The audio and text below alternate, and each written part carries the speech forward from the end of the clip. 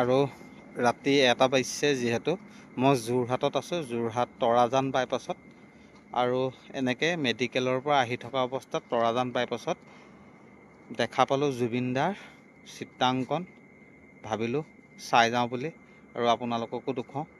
চাই থাকক ভিডিঅ'টো শেষৰলৈকে।